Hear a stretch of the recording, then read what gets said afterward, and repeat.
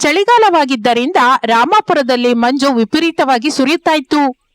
ಅದು ಪ್ರಸಾದನ ಮನೆ. ಬಡತನ ಆ ಮನೆಯನ್ನು ಗಟ್ಟಿಯಾಗಿ ಸುಟ್ಟಿದ್ದರೂ ಆ ಮನೆಯಲ್ಲಿ ಮನುಷ್ಯರ ಮಧ್ಯೆ ಪ್ರೇಮಾನುರಾಗಗಳು ಮಾತ್ರ ಕಡಿಮೆಯಾಗಿರಲಿಲ್ಲ. 3 ಮಕ್ಕಳು 3 ಸೊಸೆಯಂದಿರ ಜೊತೆ ಸೇರಿ ಪ್ರಸಾದ್ ಶಾರದಾ ಒಂದೇ ಮನೆಯಲ್ಲಿ ಇರ್ತಾ ಇದ್ರು. ಮನೆ ಚಿಕ್ಕದಾದರೂ ಹೆಚ್ಚು ಮನುಷ್ಯರು ಆ ಮನೆಯಲ್ಲಿ ಇದ್ದಿದ್ದರಿಂದ ಆ ಊರಿನವರಿಗೆ ಆಶ್ಚರ್ಯವಾಗ್ತಾ ಇತ್ತು. ಏನೇ ಶಾರದಾ, ಇನ್ನು ರಂಗೋಲಿ ಹಾಕೋದಾಗಿಲ್ವಾ? ಈ ಚಳಿಯಲ್ಲಿ ಒಬ್ಳೆ ಯಾಕೆ ಚಾಕ್ರಿ ಮಾಡ್ತಾ ಇದ್ಯಾ? ಅನಾಮಿಕಳನ್ನ ಎಬ್ಬಿಸ್ಬೋದಲ್ಲ, ನಿನಗೆ ಸಹಾಯ ಮಾಡ್ತಾ ಇದ್ಲು. ಬೇಡರಿ, ಪಾಪ ಅನಾಮಿಕ ಮಧ್ಯ ಸರಿಯಾಗಿ ನಿದ್ದೆ ಮಾಡ್ತಾ ಇಲ್ಲ. ನೀರಸವಾಗಿದೆ ಅಂತ ರಾತ್ರಿ ಕೂಡ ಸರಿಯಾಗಿ ಅನ್ನ ತಿಂದಿಲ್ಲ. ಅವಳಿಗೆ ರಾತ್ರಿ ವಾಂತಿ ಆಗ್ತಾ ಇತ್ತು. ಸ್ವಲ್ಪ ಹೊತ್ತು ಮಲಗ್ಲಿಕ್ ಬಿಡಿ ಅವಳನ್ನ. ನಮ್ಮ ಅದೃಷ್ಟ ಬಿದ್ದು ನಮ್ಮ 3 ಮಕ್ಕಳು ನಮ್ ಜೊತೆನೆ ಇದ್ದಾರೆ. ಆದ್ರೆ ಅವರು ಕಷ್ಟಪಟ್ಟು ಸಂಪಾದಿಸುವ ಸಂಪಾದನೆ ನಮ್ಮ ಮನೆ ಖರ್ಚಿಗೆ ಸರಿ ಹೋಗ್ತಾ ಇಲ್ಲ. ಈ ಚಳಿಗಾಲದಲ್ಲಿ ನಿನ್ನ ಕಷ್ಟ ನೋಡ್ತಾ ಇದ್ರೆ ದುಃಖ ಅನ್ಸುತ್ತೆ ಶಾರದಾ. ಆಗಲೇ ಅನಾಮಿಕ ನಿಧಾನವಾಗಿ ವಾಂತಿ ಮಾಡಿಕೊಳ್ಳುತ್ತಾ ಹೊರಗೆ ಬರುತ್ತಾಳೆ. ಆಕೆಯ ಮುಖ ಬಾಡಿ ಹೋಗಿರುತ್ತದೆ. ಅನಾಮಿಕ, ಏನಾಯ್ತಮ್ಮ? ಮತ್ತೆ ವಾಂತಿನ? ರಾತ್ರಿಯಿಂದ ಇದುವರೆಗೂ 10 ಸಲ ವಾಂತಿ ಮಾಡ್ಕೊಂಡಿದ್ಯೆ. ಹೌದು ಅತ್ತೆ, ಬಾಯಿ ಯಾಕೋ ವಿಕಾರವಾಗಿದೆ, ತಲೆ ಕೂಡ ತಿರುಗ್ತಾ ಇದೆ ಅನ್ಸುತ್ತೆ. ಅನಾಮಿಕ, ನನಗೆ ಇದು ಶುಭವಾರ್ತೆಗೆ ಸಂಕೇತ ಅನ್ನಿಸ್ತಾ ಇದೆ. ನನಗೂ ನನ್ನ 3 ಮಕ್ಕಳು ಹೊಟ್ಟೆಯಲ್ಲಿ ಬಿದ್ದಾಗ ಹೀಗೆ ಇತ್ತು. ರಮೇಶನ್ನ ನಿದ್ರೆಯಿಂದ ಎಬ್ಸು. ಈಗ್ಲೇ ನಮ್ಮೂರಲ್ಲಿರುವ ಸುಶೀಲಮ್ಮ ಡಾಕ್ಟರ್ ಹತ್ರ ಹೋಗೋಣ. ಡಾಕ್ಟರ್ ಹತ್ರ ಹೋದ ನಂತರ ಡಾಕ್ಟರ್ ಪರೀಕ್ಷಿಸಿ ಅನಾಮಿಕ ತಾಯಿಯಾಗುತ್ತಿದ್ದಾಳೆ ಎನ್ನುವ ಶುಭವಾರ್ತೆ ಹೇಳುತ್ತಾಳೆ. ರಮೇಶ್, ಶಾರದಾ, ಪ್ರಸಾದ್ ಎಲ್ಲರೂ ಸಂತೋಷದಿಂದ ಉಬ್ಬಿ ತಬ್ಬಿಬ್ಬಾಗುತ್ತಾರೆ. 3 ವಾರಗಳ ನಂತರ ಚಳಿ ಇನ್ನಷ್ಟು ಹೆಚ್ಚಾಗುತ್ತದೆ. ರಮೇಶ್, ಸುರೇಶ್, ಅರುಣ್ ಕೂಲಿ ಕೆಲಸಕ್ಕೆ ಹೋಗುತ್ತಾರೆ. ಶಾರದಾ ಅಡಿಗೆ ಮನೆಯಲ್ಲಿ ಕಷ್ಟಪಡ್ತಾ ಇರ್ತಾಳೆ. ಅನಾಮಿಕಳನ್ನು ಮಂಚದಿಂದ ಕೆಳಗೆ ಇಳಿಯುವುದಕ್ಕೆ ಬಿಡ್ತಾ ಇರ್ಲಿಲ್ಲ. ಈ ಮಧ್ಯದಲ್ಲಿ ಅಂಜಲಿ ಕೂಡ ವಾಂತಿ ಮಾಡ್ತಾ ಇದ್ಲು. ಏನಾಯ್ತಮ್ಮ ಅವನಿ? ಅತ್ತೆ, ನನಗ್ ಕೂಡ ಮೊನ್ನೆ ಅನಾಮಿಕ ಹೇಳಿದ ಲಕ್ಷಣಗಳೇ ಕಾಣಿಸ್ತಾ ಇದೆ. ಅನ್ನ ತಿಂದ್ರೆ ಹೊಟ್ಟೆಲಿ ಭಾರವಾಗಿ ಅನ್ನಿಸ್ತಾ ಇದೆ, ಮೈಯೆಲ್ಲ ನೀರಸವಾಗಿದೆ ಅನ್ನಿಸ್ತಾ ಇದೆ. ಏನ್ ತಿಂದ್ರು ವಾಂತಿ ಆಗ್ತಾ ಇದೆ ಅತ್ತೆ. ಏನು ಅವನಿ, ನಿಜವಾಗಿನಾ? ಬಾ, ನೀನು ಕೂಡ ಸುಶೀಲಮ್ಮನ ಹತ್ರ ಹೋಗುವಂತೆ. ಸುಶೀಲಮ್ಮ ಪರೀಕ್ಷೆ ಮಾಡಿ ಅವನಿ ಕೂಡ ಗರ್ಭವತಿ ಎಂದು ಹೇಳುತ್ತಾಳೆ. ಆ ವಾರ್ತೆ ಕೇಳುತ್ತಲೇ ಪ್ರಸಾದ್, ಶಾರದಾ, ಅವನಿ ಕಣ್ಣಿನಿಂದ ಆನಂದ ಬಾಷ್ಪ ಸುರಿಯುತ್ತದೆ. ಶಾರದಾ, ನೋಡಿದ್ಯಾ? ನಾವು ಎತ್ತುಕೊಂಡು ಆಡ್ಸ್ಕೊಳ್ಳೋದಿಕ್ಕೆ ಒಂದೇ ಸಲ ನಮ್ಮನೆಗೆ 2 ಮಕ್ಕಳು ಬರ್ತಾ ಇದ್ದಾರೆ.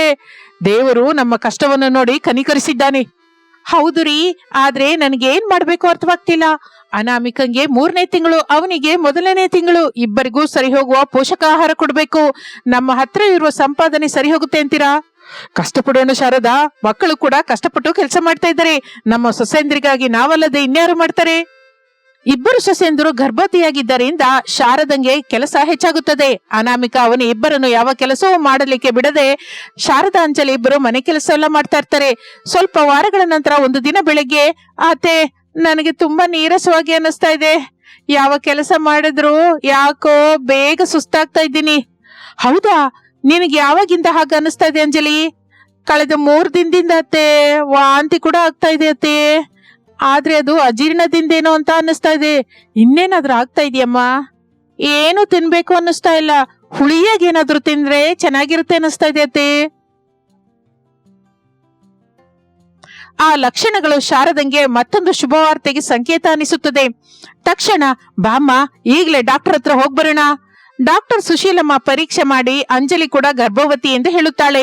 ಆ ವಾರ್ತೆ ಕೇಳುತ್ತಲೇ ಅಂಜಲಿ, ಶಾರದಳ ಕಣ್ಣಲ್ಲಿ ಆನಂದ ಬಾಷ್ಪ ಬರುತ್ತದೆ. ಅಂಜಲಿ, ನೀನು ಅನಾಮಿಕ ಅವನಿ 3 ಈಗ ಬಹಳ ಜಾಗ್ರತೆಯಿಂದ ಇರ್ಬೇಕಮ್ಮ. 3 ಸೊಸೆಂದ್ರು ಒಂದೇ ಸಲ ಹೀಗೆ ಆಗೋದು ಈ ಊರಿನಲ್ಲಿ ವಿಚಿತ್ರವೇನೋ. ಆದ್ರೆ ನಂಗೆ ಮಾತ್ರ ಬಹಳ ಸಂತೋಷವಾಗಿದೆ ಅಮ್ಮ. ನೀವು ಕ್ಷೇಮವಾಗಿದ್ದರೆ ನನಗದೇ 10,000. ಅಮ್ಮ, ಏನು ಪರಿಸ್ಥಿತಿ?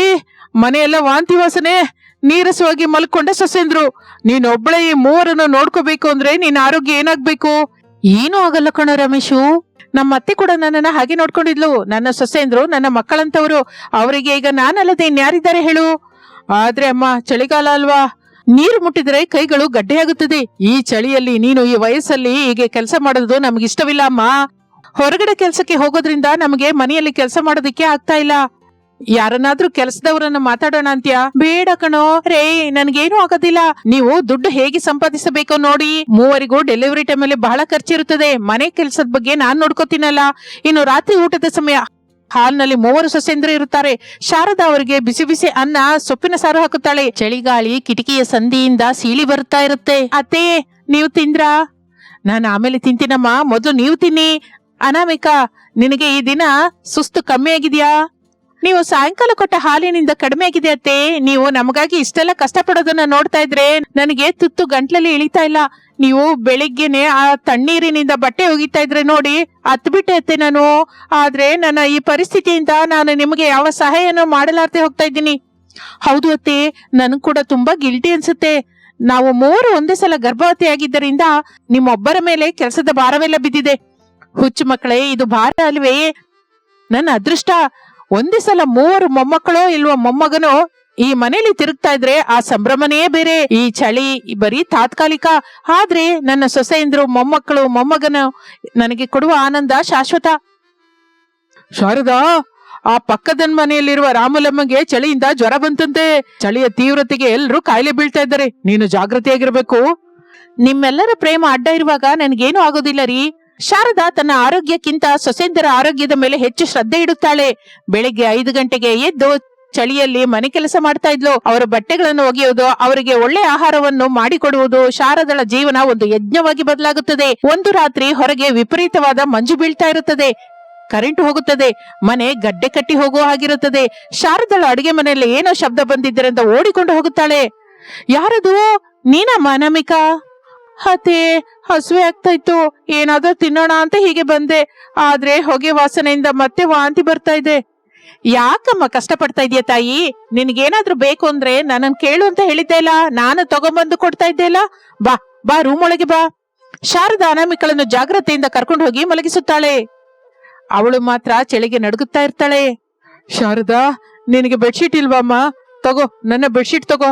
ಬೇಡರಿ, ನಿಮಗೆ ಆಸ್ತಮಾ ಇದೆ ಅಲ್ಲ, ಆ ಬೆಡ್ಶೀಟ್ ಇಲ್ದೇ ಇದ್ರೆ ನಿಮ್ಮ ಗಂಟಲು ಬಿಗಿದು ಹೋಗುತ್ತೆ. ನಾನು ಚಳಿಗೆ ಅಭ್ಯಾಸ ಬಿದ್ದಿದ್ದೀನಿ ಬಿಡಿ. ನನ್ನ ಹಣೆ ಬರಹ ಇಷ್ಟು.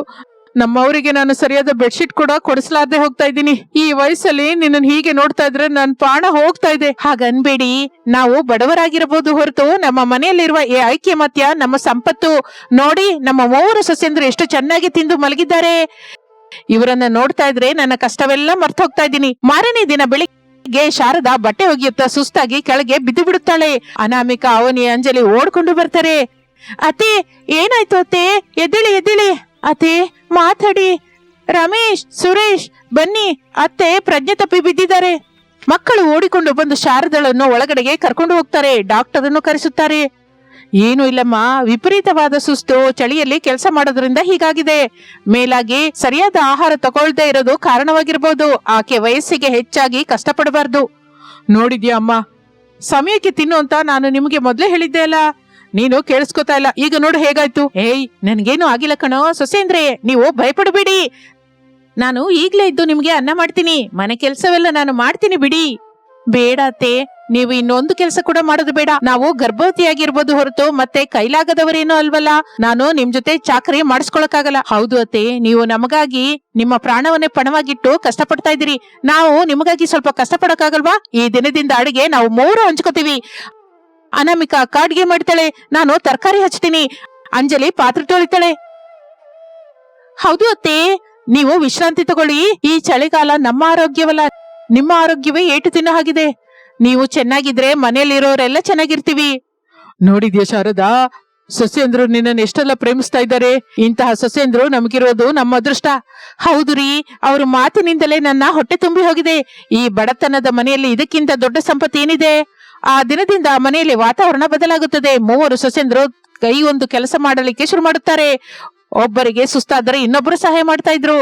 ಶಾರದಳ ಪರಿವೇಕ್ಷಣೆಯಲ್ಲಿ ಆ ಬಡತನದ ಮನೆ ಒಂದು ಆನಂದ ನಿಲಯವಾಗಿ ಬದಲಾಗುತ್ತದೆ. ಇನ್ನು ಸಂಕ್ರಾಂತಿ ತಿಂಗಳು ಶುರುವಾಗುತ್ತದೆ. ಮನೆ ಮುಂದೆ ಅನಾಮಿಕಾ ಸಣ್ಣದಾಗಿ ರಂಗೋಲಿ ಇಡುತ್ತಾಳೆ. ಅವನಿ, ಅಂಜಲಿ ಗುಬ್ಬೆಮ್ಮನನ್ನು ಇಡುತ್ತಾರೆ.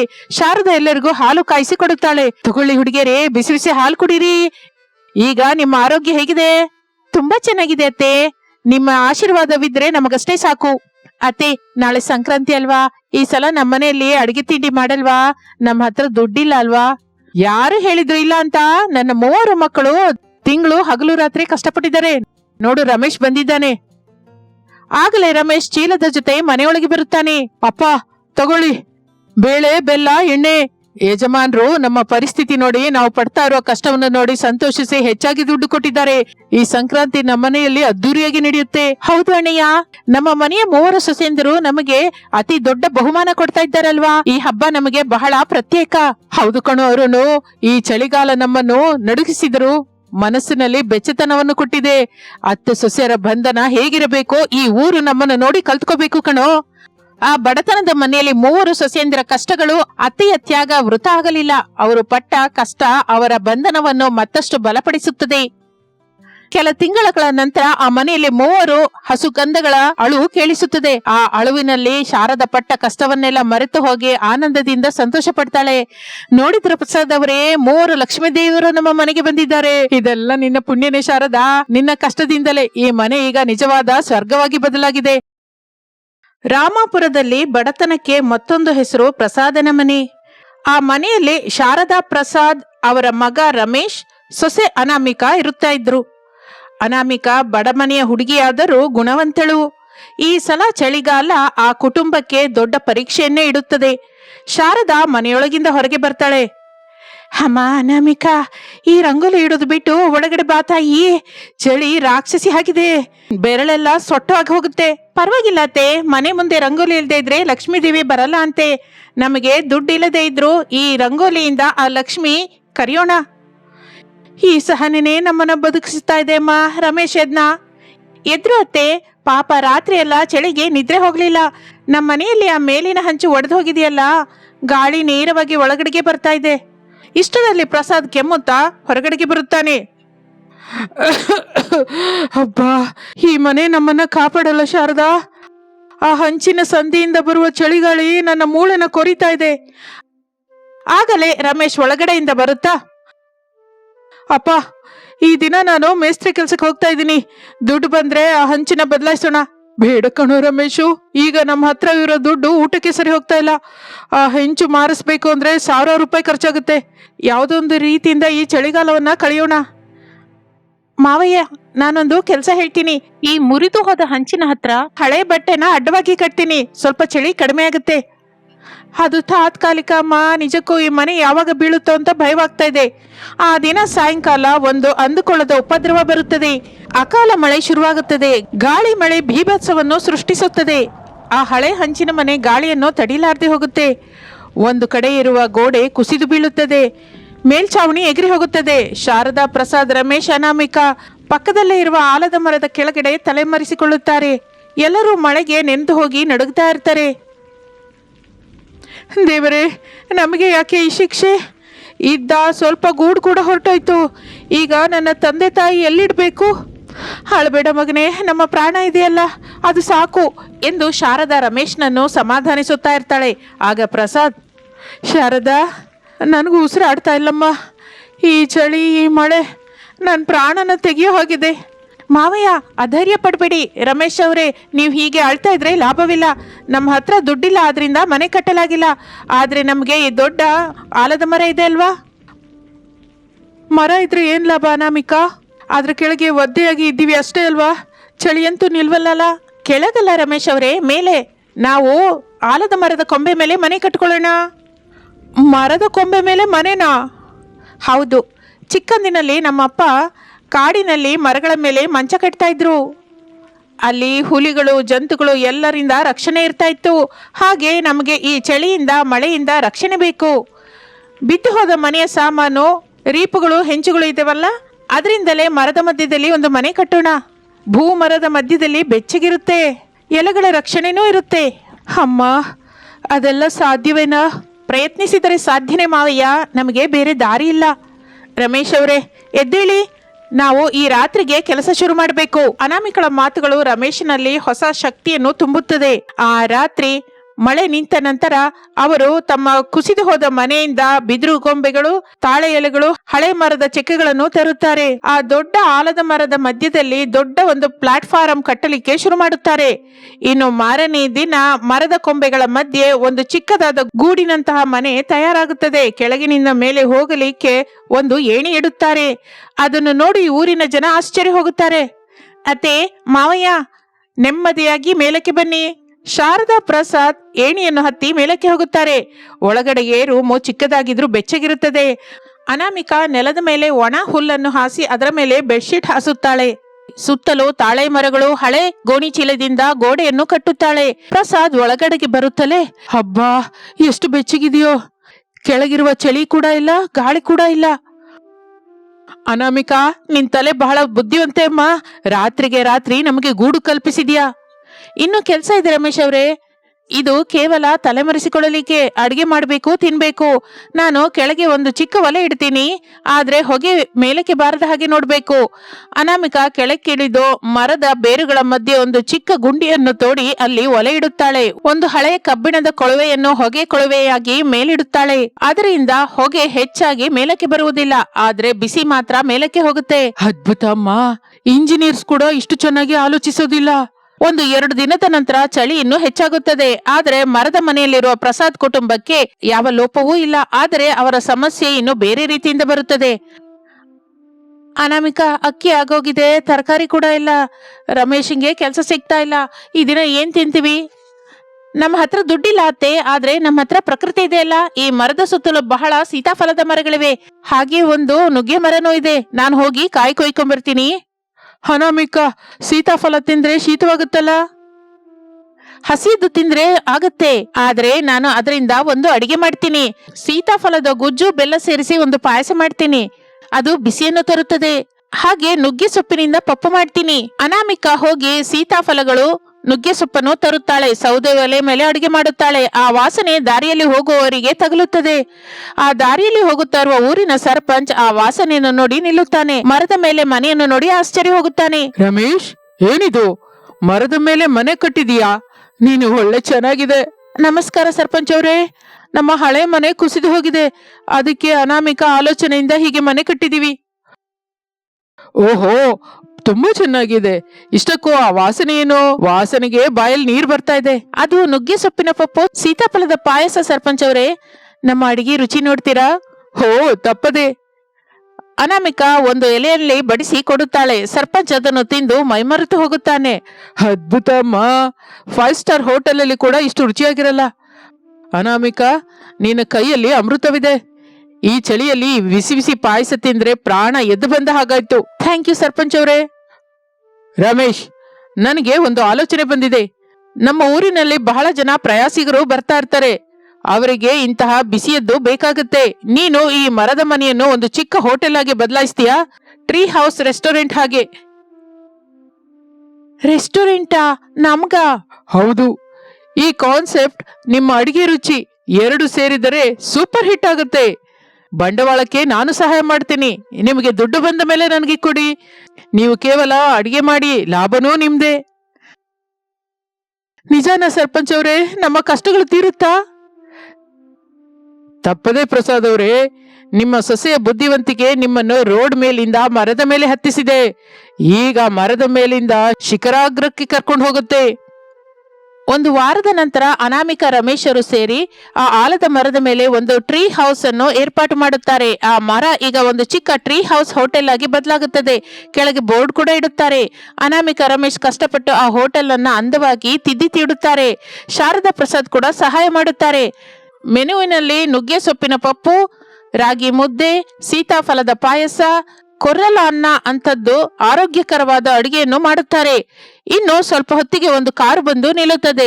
ಅದರಲ್ಲಿಂದ 4 ಪ್ರಯಾಸಿಗರು ಇಳಿಯುತ್ತಾರೆ. ವಾವ್, ಟ್ರೀ ಹೌಸ್ ಎಷ್ಟು ಚೆನ್ನಾಗಿದೆಯೋ. ಮೇಲಕ್ಕೆ ಹೋಗಿ ತಿನ್ನೋಣವಾ? ಶೋರ್. ಚಳಿಯಲ್ಲಿ ಮೇಲೆ ಕೂತ್ಕೊಂಡು ಬಿಸಿ ಬಿಸಿ ಊಟ ಮಾಡೋಣ. Super experience. ಅವರು ಏಣಿ ಹತ್ತಿ ಮೇಲಕ್ಕೆ ಬರುತ್ತಾರೆ. ಅಲ್ಲಿ ಅನಾಮಿಕಾ, ಶಾರದಾ ಬಡಿಸುತ್ತಾರೆ. ಪ್ರಸಾದ್ ಅವರನ್ನು ಮಾತನಾಡಿಸುತ್ತಾನೆ. ಮೇಡಮ್, ಈ ಪಾಯಸ ಸಖತ್ತಾಗಿದೆ, ರೆಸಿಪಿ ಹೇಳ್ತೀರಾ? ಇದು ನಮ್ಮ ಅಜ್ಜಿಯ ರೆಸಿಪಿ ಸರ್, ಸೀಕ್ರೆಟ್. ರಮೇಶ್ ದುಡ್ಡನ್ನು ತೆಗೆದುಕೊಳ್ಳುತ್ತಾ, ಸರ್ ಎಲ್ಲ ಸರಿ 500 ರೂಪಾಯಿ ಆಯ್ತು, ತಗೊಳ್ಳಿ 1000. ಮಿಕ್ಕದ್ದು ಟಿಪ್ ಕೆಳಗೆ ಇಟ್ಕೊಳ್ಳಿ. ನಿಮ್ಮ ಸರ್ವಿಸ್ ಪ್ಲೇಸ್ ತುಂಬಾ ಚೆನ್ನಾಗಿದೆ ಎಂದು ಹೇಳಿ ಅವರು ಹೊರಟು ಹೋಗುತ್ತಾರೆ. ರಮೇಶ್ ಆ 1000 ರೂಪಾಯಿಯನ್ನು ನೋಡಿ ಕಣ್ಣೀರು ಹಾಕುತ್ತಾನೆ. ಅನಾಮಿಕಾ, ನಾವು ದಿನಕ್ಕೆ 100 ರೂಪಾಯಿ ಸಂಪಾದಿಸಲಿಕ್ಕೆ ಎಷ್ಟೋ ಕಷ್ಟಪಡ್ತಾ ಇದ್ವಿ. ಈ ದಿನ 1 ಗಂಟೆಯಲ್ಲೇ 1000 ರೂಪಾಯಿ ಬಂತು. ಇದೆಲ್ಲ ನಿನ್ನಿಂದಲೇ. ನನ್ನೊಬ್ಬಳಿಂದ ಅಲ್ಲ ರಮೇಶ್ ಅವರೇ. ಎಲ್ಲರ ಕಷ್ಟದಿಂದ ಇದು ಸಾಧ್ಯವಾಗಿದೆ. ಆ ದೇವರು ಒಂದು ದಾರಿಯನ್ನು ಮುಚ್ಚಿದರೆ ಇನ್ನೊಂದು ದಾರಿ ತೋರಿಸುತ್ತಾನಂತೆ. ನಮ್ಮ ಮನೆ ಕುಸಿದು ಹೋಗಿದ್ದು ನಮ್ಮ ಒಳ್ಳೆದಕ್ಕೆ, ಇಲ್ಲ ಅಂದ್ರೆ ಈ ಆಲೋಚನೆ ಬರ್ತಾನೆ ಇರಲಿಲ್ಲ. ಹೌದು ತಾಯಿ, ಬಡತನ ಶಾಪವಲ್ಲ, ಅದು ನಮ್ಮನ್ನು ಗಟ್ಟಿಯಾಗಿ ನಿಲ್ಲಿಸುವ ಪಾಠ. ನೀನು ಆ ಮಾತನ್ನ ನಿರೂಪಿಸಿದ್ಯಾ. ಈಗ ನಮಗೆ ಮನೆ ಇದೆ, ಕೆಲಸವಿದೆ, ನಾಲ್ವರಲ್ಲಿ ಗೌರವ ಕೂಡ ಇದೆ. ಸ್ವಲ್ಪ ಕಾಲದ ನಂತರ ಆ ಮರದ ಮನೆ ವಿದ್ಯುತ್ ದೀಪಗಳಿಂದ ಬೆಳಗಿ ಹೋಗುತ್ತಾ ಇರುತ್ತದೆ. ಬಹಳ ಜನ ಅಲ್ಲಿಗೆ ಊಟ ಮಾಡಲಿಕ್ಕೆ ಕ್ಯೂ ಕಟ್ಟುತ್ತಾರೆ. ಆ ಚಳಿಗಾಲ ಅನಾಮಿಕಳ ಕುಟುಂಬಕ್ಕೆ ವಸಂತ ಕಾಲವಾಗಿ ಬದಲಾಗುತ್ತದೆ. ಅವರ ಮರದ ಮನೆ ಆ ಜೀವನವನ್ನೇ ಬದಲಾಯಿಸುತ್ತದೆ. ಬಡ ಸೊಸೆ ಅನಾಮಿಕ ತನ್ನ ಬುದ್ಧಿವಂತಿಕೆಯಿಂದ ಸಹನೆಯಿಂದ ಕುಟುಂಬವನ್ನು ನಿಲ್ಲಿಸುತ್ತಾಳೆ. ಸರ್ಪಂಚ್ ಅಲ್ಲಿಗೆ ಬರುತ್ತಾ, ಏನಯ್ಯ ಪ್ರಸಾದ್ ಅವರೇ, ಬಿಸ್ನೆಸ್ ಹೇಗಿದೆ? ತುಂಬಾ ಚೆನ್ನಾಗಿದೆ ಸರ್ಪಂಚ್ ಅವರೇ, ಎಲ್ಲ ನಿಮ್ಮ ದಯೆ ಅಲ್ವಾ. ಬರುವ ತಿಂಗಳಲ್ಲಿ ಕೆಳಗೆ ಒಂದು ಮಣ್ಣಿನ ಮನೆ ಕಟ್ತೀವಿ, ಆದ್ರೆ ಈ ಮರದ ಮನೆ ಮಾತ್ರ ಹಾಗೆ ಇಡ್ತೀವಿ. ಇದು ನಮಗೆ ದೇವಾಲಯದ ಹಾಗೆ. ಆಗಲೇ ಅನಾಮಿಕ ಅಲ್ಲಿಗೆ ಬಂದು ಸರ್ಪಂಚ್ ಅವರಿಗೆ ಸ್ವೀಟ್ ಅನ್ನು ಕೊಡ್ತಾಳೆ. ಸರ್ಪಂಚ್ ಅವರೇ, ಇದನ್ನು ತಗೊಳ್ಳಿ, ಸಂಕ್ರಾಂತಿ ಸ್ಪೆಷಲ್ ಅತ್ರಸ. ಥ್ಯಾಂಕ್ ಯು ಅಮ್ಮ, ನೀನು ಎಲ್ಲರಿಗೂ ಆದರ್ಶ. ರಮೇಶ್ ಅನಾಮಿಕ ಒಬ್ಬರನ್ನೊಬ್ಬರು ನೋಡಿಕೊಂಡು ನಗುತ್ತಾರೆ. ಅವರ ಕಣ್ಣಿನಲ್ಲಿ ತೃಪ್ತಿ, ಪ್ರೇಮ ಕಾಣಿಸುತ್ತದೆ. ರಮೇಶ್ ಅವರೇ, ಚಳಿ ಇನ್ನೂ ಇದೆ, ಮಾವಯ್ಯಂಗೆ ಕಷಾಯ ಕೊಡ್ಬೇಕು. ಕೊಡು ಅನಾಮಿಕಾ, ನಿನ್ನ ಕೈಯಿಂದ ಏನ್ ಕೊಟ್ರು ಅಮೃತನೇ ಅಲ್ವಾ. ಎಲ್ಲರೂ ಸಂತೋಷದಿಂದ ನಗುತ್ತಾರೆ. ಆ ಮರದ ಕೊಂಬೆಗಳು ಅವರನ್ನು ಆಶೀರ್ವದಿಸುವ ಹಾಗೆ ಗಾಳಿಗೆ ತೂಗುತ್ತಾ ಇರುತ್ತದೆ. ಇದು ಇಂದಿನ ಕತೆ. ಮತ್ತೊಂದು ಆಸಕ್ತಿಕರ ಕತೆ ಜೊತೆ ಮತ್ತೆ ಸೇರೋಣ. ಅಲ್ಲಿಯವರೆಗೂ ವಿರಾಮ. ನಮಸ್ತೆ.